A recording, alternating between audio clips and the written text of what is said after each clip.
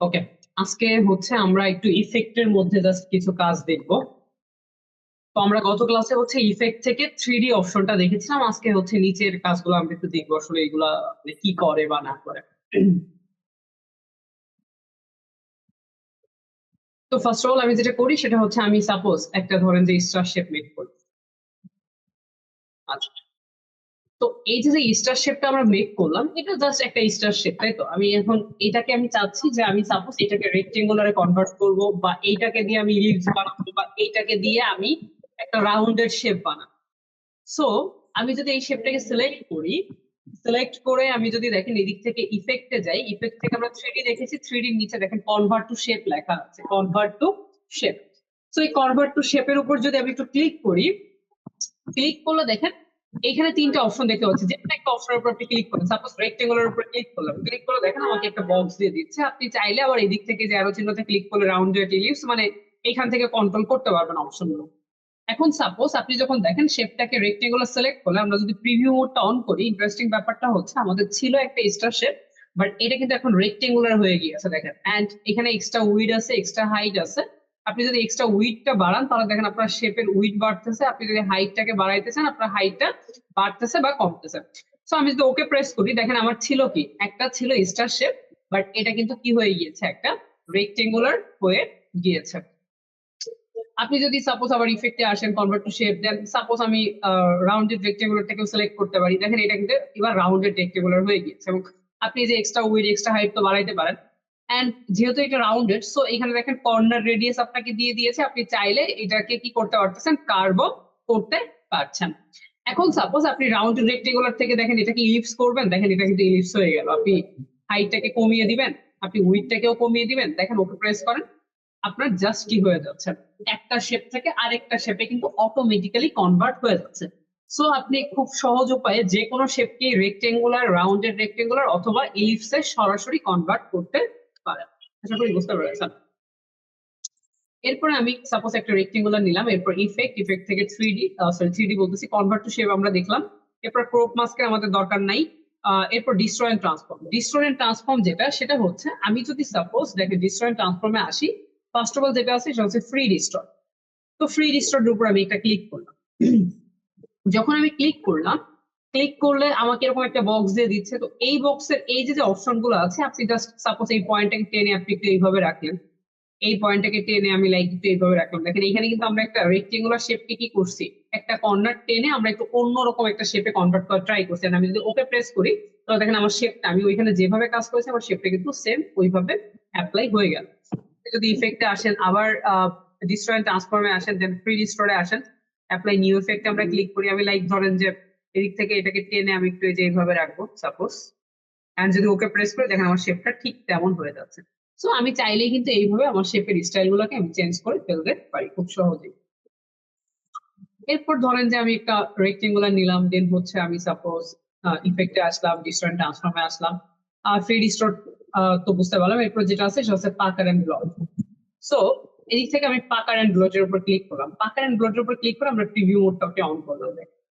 করে এখন যদি আমি এই পাকারটাকে জাস্ট একটু আস্তে আস্তে বাড়াই, দেখেন আমার এই শেপটা আস্তে আস্তে একটা ফুলের মতো হয়ে যাচ্ছে। দেখেন একটা ইফেক্ট কিন্তু এগুলো, হ্যাঁ, যে আপনি চাইলে এটাকে একটা ইফেক্ট হিসেবে ইউজ করতে পারেন। আপনি সাপোজ এটাকে যদি লেফট সাইডের দিকে নিয়ে আসেন তাহলে স্টাইলটা অন্যরকম হচ্ছে। দেখেন আপনি এটাকে এইভাবে রাখবেন, এইভাবে রাখবেন, এইভাবে রাখবেন, আপনি চাইলে রাখতে পারেন। এবং বিভিন্ন শেপ আপনারা মেক করে করে দেখবেন। লাইক ধরেন যে আপনি এর থেকে ফেসটা এন্ড আপনি এদিক থেকে চলে আসলেন ইফেক্টে, দেন হচ্ছে ডিস্ট্রয় এন্ড ট্রান্সফর্ম, দেন পাকার এন্ড ব্লটে আসলেন, প্রিভিউ মোডটাকে অন করে নিলেন, দেন হচ্ছে জাস্ট আপনি একটু বাড়াবেন, দেখেন সুন্দর সুন্দর ইফেক্ট কিন্তু এদিকে চলে আসে। আপনি এটাকে নিয়ে আসেন, দেখেন এই যে কিন্তু একটা ইফেক্ট চলে আসে। লাইক আপনি এটাকে এইভাবে রাখবেন আর এইভাবে রাখবেন, যেভাবে ইচ্ছা আপনি সেভাবে রেখে জাস্ট ওকে প্রেস করলে দেখেন আপনার সুন্দর একটা শেপ কিন্তু এদিক থেকে মেক হয়ে যাবে।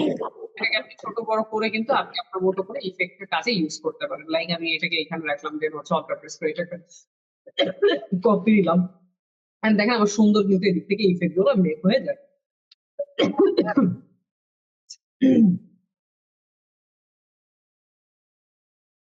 এরপরে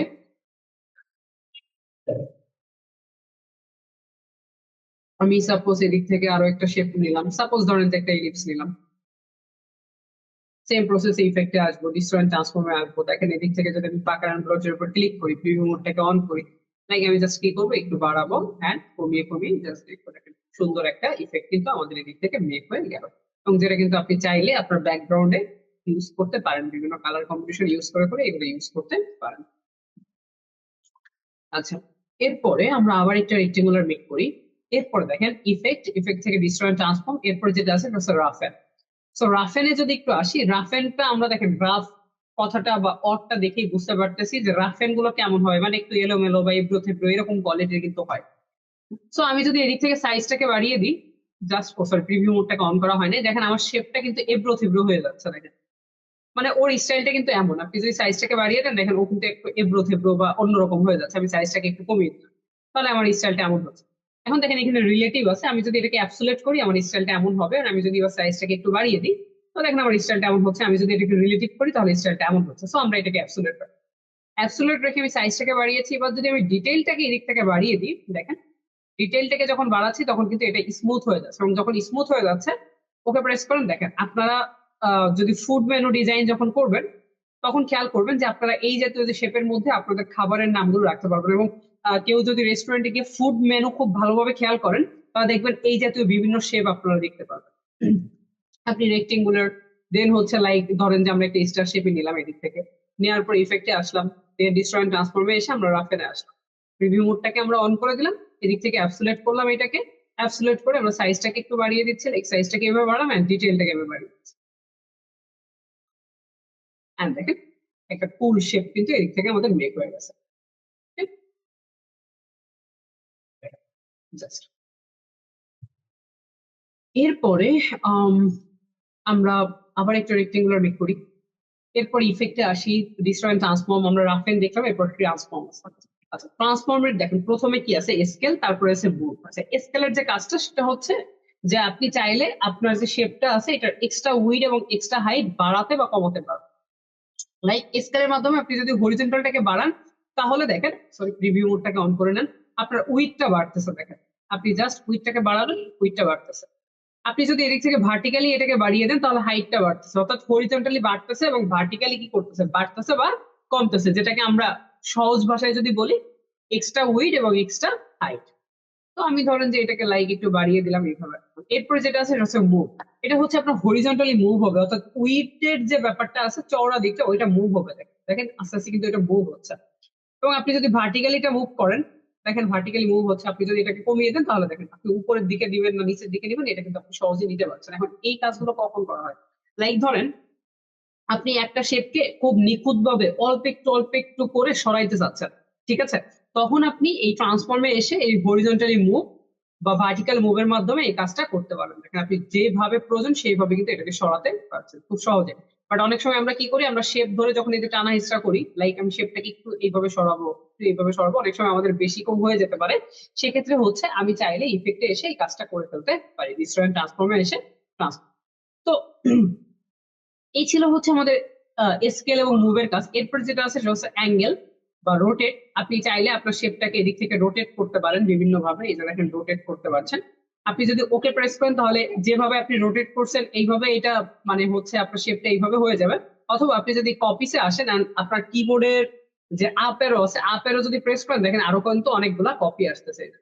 এন্ড দেখেন সুন্দর একটা শেপ কিন্তু এদিক থেকে মেক হয়ে যায়, অর্থাৎ কয়েকটা কপি নিলেন আপনার কিন্তু এরকম একটা শেপ মেক হয়ে গেল। এবং এখানে কিন্তু কয়েকটা কপি আছে, যেমন জাস্ট আমরা কয়েকটা কপির কম্বিনেশনে কি করছি এই শেপটা মেক করে ফেলছি। লাইক ধরেন আমরা যেটা করি সেটা হচ্ছে সাপোজ আমরা এই থেকে একটা ইলিপস মেক করলাম, করার পরে আমি এটার ফিল কালারটাকে অফ করে দিচ্ছি, স্ট্রোক কালারটাকে আমরা একটু অন করলাম এন্ড স্ট্রোক সাইজটাকে আমি একটু বাড়িয়ে দিচ্ছি, লাইক 2pt মতো আমি রাখলাম।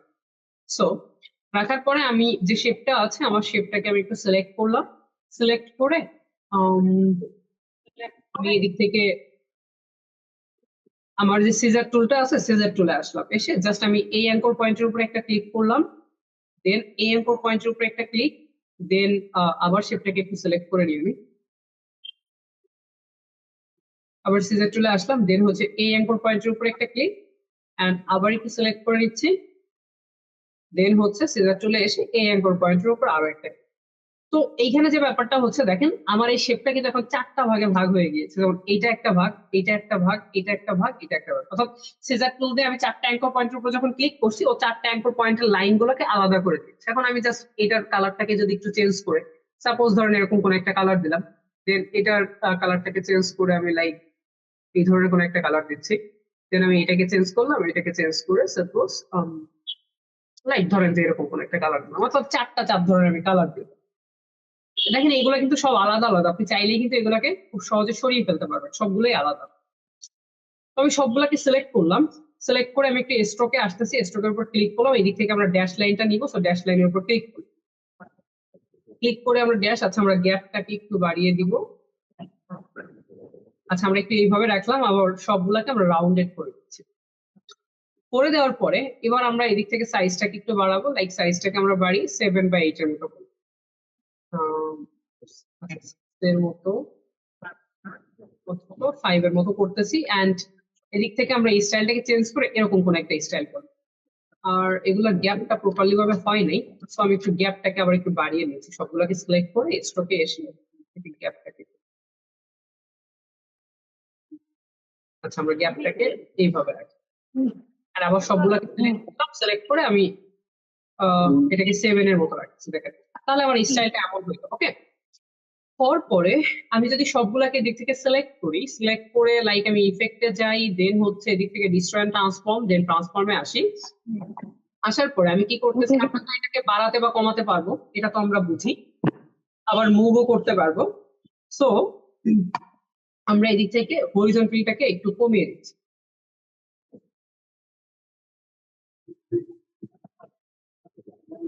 আচ্ছা আমরা 90 এর মতো রাখলাম, ভার্টিক্যালটাকেও আমরা 90 এর মতো রাখছি।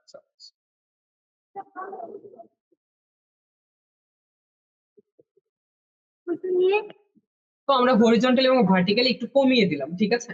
কমিয়ে দেওয়ার পরে আমার এই যে অ্যাঙ্গেলটা আছে, অ্যাঙ্গেলটাকে আমি একটু জাস্ট এদিক থেকে, আচ্ছা প্রিভিউ মোডটাকে আমরা একটু অন করি তাহলে বুঝতে পারবো।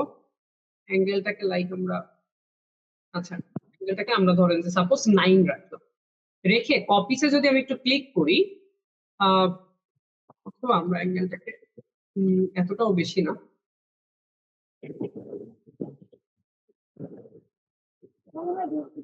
আচ্ছা আমরা এখানে সাপোজ ধরেন যে আমরা 10 এর মতো অথবা 9 এর মতো রাখার পরে, বা এটাকে আমরা -9 রাখি সাপোজ, রেখে আমি যদি কপিসের উপরে এসে জাস্ট আমার কিবোর্ডের আপ এরো প্রেস করি, তাহলে দেখেন এটা কিন্তু সুন্দরভাবে কপি পেস্ট হতে আছে, এবং দেখেন আমার কিন্তু একটা সুন্দর ইফেক্ট এদিক থেকে মেক করছে।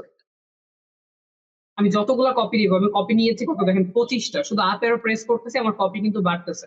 আর আমি যতগুলা কপি নিব আমার দেখেন এদিক থেকে কিন্তু সুন্দর একটা ইফেক্ট মেক হয়ে গেল।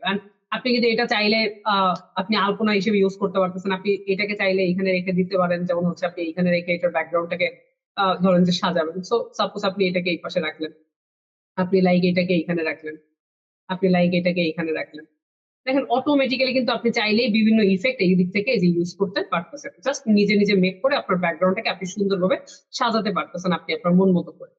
তো এগুলো আসলে কোনো রকেট সায়েন্স নাই যে আপনারা কিভাবে মেক করবেন বা না করবেন, এটা জাস্ট নিজেদের মন মতো করে ট্রাই করবেন। লাইক ধরেন যে আপনি পেন টুলে আসলেন, পেন টুলে এসে সাপোজ ধরেন যে আমি এখানে একটা ক্লিক করলাম, দেন লাইক এখানে একটা ক্লিক করলাম সাপোজ।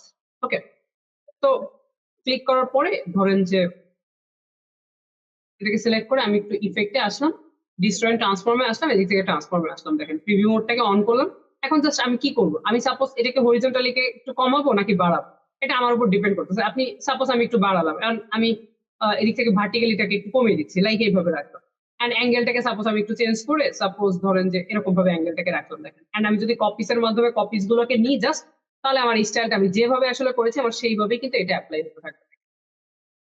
আপনি যদি এদিক থেকে আমরা কপিটাকে কমিয়ে দিই, আমরা কপিটাকে একদম কমিয়ে দিচ্ছি, কপিটা 0, দেখেন এদিক থেকে আমি কি করতেছি, হরিজন্টালি যেটা আছে এটাকে সাপোজ আমি 80 এর মতো রাখলাম, ঠিক আছে।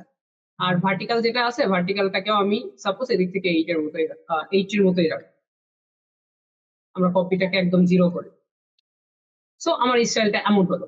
হওয়ার পরে আমি কি করতেছি, এদিক থেকে অ্যাঙ্গেলটাকে চেঞ্জ করে লাইক আমি ধরেন যে এদিক থেকে দিয়ে দিচ্ছি 3 এর মতো অ্যাঙ্গেলটা দিলাম। আর আমি যদি এবার কপি নিই, আমি যেভাবে আসলে দেখেন স্টাইলটা করেছি, অর্থাৎ এই দিক থেকে যে সেটিং গুলো করেছি আমার সেইভাবে কিন্তু এটা স্টাইলটা চেঞ্জ হচ্ছে। আপনি ধরেন যে স্টাইল আরো অন্যভাবে চেঞ্জ করে দেখেন, লাইক আপনি এদিক থেকে আমরা ভার্টিক্যালটাকে কমিয়ে 80 রেখেছি, এবার আমরা ধরেন 110 করলাম, সাপোজ 110, ভার্টিক্যালটাকে আমরা 110ই করতেছি, করলাম। অ্যাঙ্গেলটাকে চেঞ্জ করে আমরা লাইক এদিক থেকে 20-র মতো রাখি। দেখেন আমি এদিক থেকে অ্যাঙ্গেল যত করবো আমার কিন্তু এখানে পরিবর্তনটা আমি কিন্তু খুব সহজে বুঝতে পারি। তো আমি এবার যদি কপিসটাকে বাড়াই আমার কিন্তু সেম ভাবে জাস্ট অ্যাপ্লাই করতে হবে। মানে কপি পেস্ট আমি যখন করবো এইভাবে অ্যাপ্লাই হতে থাকে। তো বিভিন্ন শেপ মেক করে করে এগুলো একটু ট্রাই করবো। আচ্ছা,